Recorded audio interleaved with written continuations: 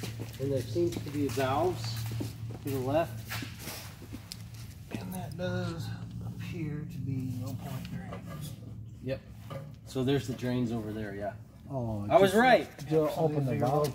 Yeah, so you would open those up, the water would come out through there. Come out, okay. And Tony left his aerator in here, his air blower. So we sell this, and this adapts to an airline, and you can just open the low point drains, blow out the water system, so there's no water left in the lines, so that they can't freeze. The most freeze damage I see is on the water heater and on the drains. So a gallon of antifreeze, they say put 1 cup down each drain and put some in the toilet, and you're pretty good there. The gray tank, which is your sink waste, not your black tank, but your gray tank, drain that tank as much as possible, and don't keep anything in it when it's going to freeze hard. But that's your important stuff. So we need to put the antifreeze liquid every night, or if you're going to be somewhere where it's 20 degrees or colder, you're going to have to not use the water in the unit, or you're going to have to keep it, you know, like if your heater's on, it's going to keep your pipes thawed. But when the heater's not on, then you've got a risk going there. So if you're going to park it for a day or two when it's sub 20 degrees, you're going to freeze. So the only question there is whether or not you're going to have damage. The water heater can be drained. Like I said, with an adapter like that, you can blow out the system for air, you know, with air to get the water out of the lines. So what kind of blowout machine? Well, so this is your city water fill connection right here. Yep. And this is just a little, you know, $6 adapter we sell. You plug onto there, and then you can blow out all the water lines with a regular air hose. Just a regular. Yep. Just hook onto an air hose. And blow out all the water. You don't want to put in more than 120 pounds of pressure, but yeah, open up the faucet one at a time, and the water will blow out of the lines. And then of course finish off with the low point drains. Blow those out too.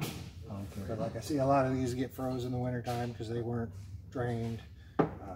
Drains crack. And the water heater itself, you'll have to drain that.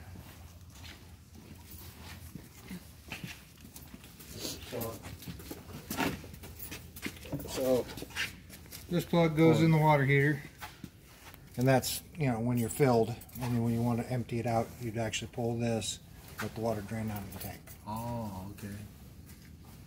So that's the water heater. Just like your water heater at home, you know how you can unscrew it and the water comes out of it? Same thing. Oh, okay.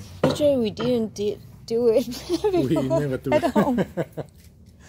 Well, on one of these where it's outside, it's last year was the coldest it's been since 1983. So most years this far south or farther south, not so much of a problem. But north of here, 50 miles, it's going to freeze. It's going to freeze. So where do you plan on being? Colorado. Colorado, it's going to get cold. Yeah, freeze. It's going to get cold. So what I recommend in that situation is that you're really not able to use the water in the unit when you're, you know, if it's going to be blowing cold wind, unless you've got that heater going.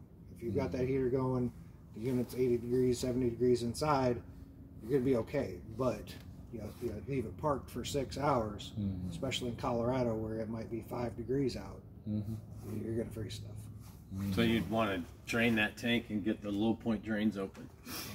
Get all the water out. So the winter time is not good for use that. You can, but you bring your bottled water with you. You stop at places where you can use their restrooms and bathrooms. Well, that's what a lot of people do. So they, like even the big Class A's out there and all the other coaches, during the hard winter time, if they're traveling, they stop at RV sites and stuff where they have bathrooms and all that stuff, and you use their facilities. But in here, you just run the heat and stuff to stay warm and watch your television and such, and then on to the next place. You really wouldn't need water if you're stopping at RV sites. They have all the water there, you know, and bathrooms and everything you need. Is this for water? What does it so mean? that's where you would fill up water to take with you. So on that other like side, for the sink? yeah. Oh, okay. Well, that actually, so there's what they call a fresh tank. okay, you would fill that up at like your home. From the outside, you'd fill that up with your city water. And that would be in a fresh tank. And then there's a water pump in there that'll pump water around the coach. Now, if you're at an RV site, you would hook up your water from the RV site to here, to this right here, and that pressurizes, you know, the water, you know, like water pressure coming out of your hose. Yeah. The pressure from your RV site would plug in there, and the pressure from that works the water around. So there's two ways to have water in here. One in a fresh tank with a water pump inside that'll pump it around. And then the other way is to plug it in, you know, and then there's no tank that way. It's just running like water's coming out of it, just like at your house. You know, because underground water is feeding your water system in your home. They have an outlet. Oh, so that's for... Yeah, that's for just that's city water. City water. That on the other side is for fresh tank water. It's a separate tank that holds a water supply, and then you pump it out and then refill it or drain it as needed. I saw the other electric. That's for plugging or... Yes, that's an outdoor outlet. So if you're at a campsite and you're plugged into the power with your short cord, then you can run power here too. Like you could have a griddle out here, you know, cooktop. So or you could plug in a light or a lamp. So this not a plug in, this plug out. Yeah, it's power out. Power out. Okay. Yeah, your plug for the main plug, as we were talking about, to power the coach. That's this one. So this is the extension cord. This is what gives it its power. So you plug in to like an outlet like that's over there. And I'll show you, like I said, then if you're at your house and you want to plug it into your house, there's a cord that plugs in here and then like a wall socket. Oh, okay. Yeah, let me see if there's one laying around. 老公，那你知道这两个吗？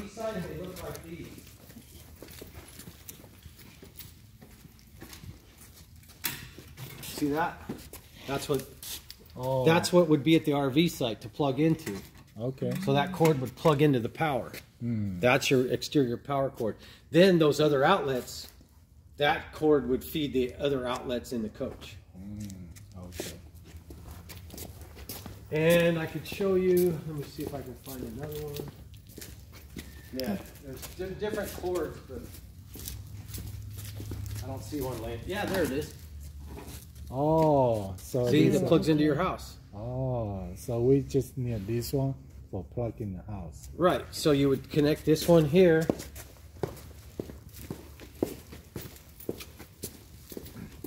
With this right here.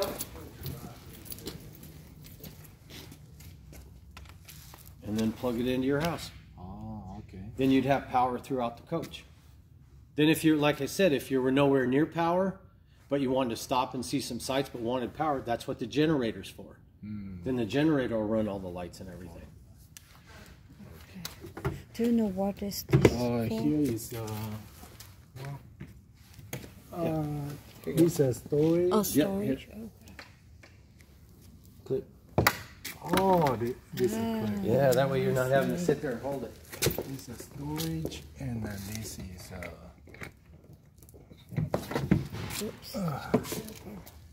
this was tank, gas tank. If you need a Propane. you need to go outside fill the gas. Oh, okay. Need somebody 这 to 是加 fill. 油的。 No, not the 是加油。 oil. It's gas. 哦。 The heater, everything. They call it liquid propane, like on a grill, like a gas grill, gas grill. outside gas grill. I see. 诶，那在哪里加油？好像没看到嘞。 Oh, my wife asked her, where's the Where do we fill gas? the oil? The gas tank? Oh, the gas tank. Right here. Oh, right here. Right here. Okay. It's left side. Okay. She's nice. I like this thing. Yeah, perfect size. I saw the. Yeah, you can park it in any parking lot too. Yeah. So it's not too big. You can stop at a restaurant or. Like a 21 foot. Yeah. My truck's longer than this.